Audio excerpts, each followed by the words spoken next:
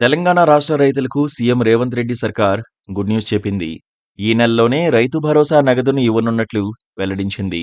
రైతుల సంక్షేమానికి ప్రభుత్వం కట్టుబడి ఉందని cabinet sub committee chairman Bhatti Vikramarka, మంత్రులు పొంగులేటి శ్రీనివాసరెడ్డి, తుమ్మల నాగేశ్వరరావు తెలిపారు.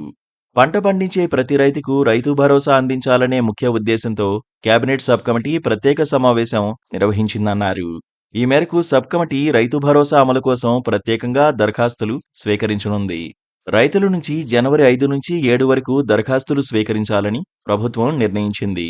ఆ తర్వాత ఫీల్డ్ సర్వే, శాటిలైట్ మ్యాపింగ్ ఆధారంగా సాగు భూముల వివరాలు ధృవీకరించి జనవరి 14 నుంచి రైతు భరోసా అమలు చేయనున్నట్లు అధికార వర్గాలు తెలిపాయి.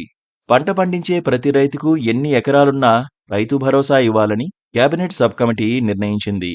సాగులో లేని భూములకు రైతు భరోసా అందించకూడదని ప్రభుత్వం భావిస్తోంది. ధరణి పోర్టల్ ప్రకారం 1.53 కోట్ల ఎకరాల వ్యవసాయ భూమి ఉందని తేల్చగా, సాగులో లేని భూములను తొలగించిన తర్వాత 1.30 కోట్ల ఎకరాలకు భరోసా అందించే అవకాశం ఉంది. రైతు భరోసా ప్రయోజనం నేరుగా సాగు చేస్తున్న రైతులకు అందేలా వ్యవసాయ అధికారులు ఫీల్డ్ సర్వే నిర్వహించనున్నారు. శాటిలైట్ మ్యాపింగ్ ద్వారా ఖచ్చితమైన సాగు భూములను గుర్తించేందుకు చర్యలు చేపట్టారు. Sub committee chairman Bhatti Vikramarka CM Revanth రెడ్డిని కలిసి రైతు భరోసాపై తుది నివేదిక అందించనున్నారు.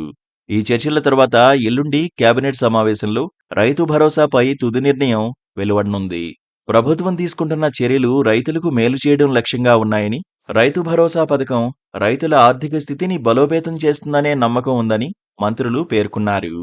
Please do subscribe to Please do subscribe to Please do subscribe to Please do subscribe to Please do subscribe to Please do subscribe to KTV Telugu. KTV Telugu. KTV Telugu. KTV Telugu. KTV Telugu. KTV Telugu. Please do subscribe to KTV Telugu.